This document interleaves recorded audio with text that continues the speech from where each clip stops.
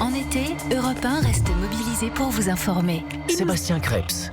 Et il nous a rejoint en studio lui aussi, c'est Didier François et c'est l'heure de son coup d'œil à l'international. Bonjour Didier François. Bonjour Sébastien. Une dramatique série d'attentats frappe l'Afghanistan depuis ce week-end. Pas moins d'une dizaine de bombes hier à Jalalabad après une explosion déjà meurtrière à Kaboul. 63 morts et 182 blessés ce week-end dans un mariage. Mais cette flambée de violence n'a pas l'air de décourager Donald Trump qui reste déterminé à conclure un accord de paix avec les talibans. Oui, on a même l'impression que cette recrudescence des attentats le conforte en fait dans sa stratégie de main tendue aux talibans. Alors ça peut paraître contradictoire puisqu'a priori une forte détérioration du climat sécuritaire ne milite pas vraiment en faveur d'une diminution du nombre de troupes déployées sur le terrain. On pourrait penser qu'avec moins de soldats américains et donc moins d'encadrement, moins d'appui aux forces afghanes, eh bien leur capacité à quadriller le pays sera dangereusement affaiblie. Et bien pourtant, le président Trump a réaffirmé son intention de réduire encore un peu plus le contingent militaire afghan en Afghanistan, qui est aujourd'hui de 14 000 hommes. C'est en tout cas ce qu'il a affirmé dans un tweet, après une importante réunion dans son club de golf de Bedminster, mais avec le vice-président, son conseiller national à la sécurité, ainsi que ses ministres de la Défense et des Affaires étrangères. C'est donc bien plus qu'une foucade individuelle.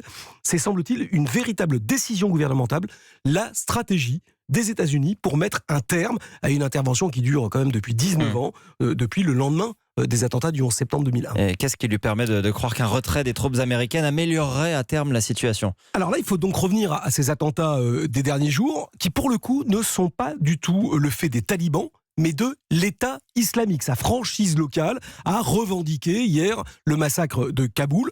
Or, les talibans sont aujourd'hui en opposition frontale avec le groupe État islamique. Des affrontements assez violents ont opposé les deux organisations dans l'est du pays, particulièrement dans la région du Nangarhar, sur la frontière avec le Pakistan. Et finalement, Donald Trump a l'air de penser que les talibans, ses ennemis d'hier, ayant des intérêts locaux à défendre, pourraient devenir des alliés objectifs dans la lutte contre les groupes terroristes à visée plus internationale. À tel point que dans les négociations directes qui sont en cours à Doha entre les États-Unis et l'Émirat taliban, l'émissaire de la Maison-Blanche propose un retrait phasé du contingent américain contre la garantie des talibans qu'ils interdisent le territoire afghan aux mouvements comme l'État islamique ou Al-Qaïda.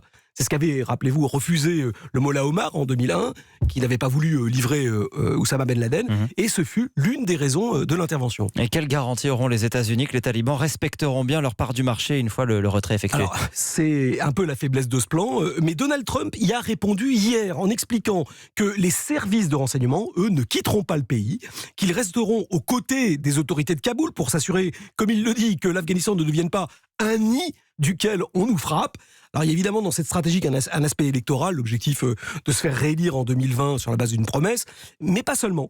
On est sur un vrai changement de paradigme avec la fin de la vision très militaire de George W. Bush sur la guerre contre le terrorisme, et on revient à une conception plus spécialisée, plus traditionnelle de la lutte antiterroriste avec une priorité aux approches indirectes.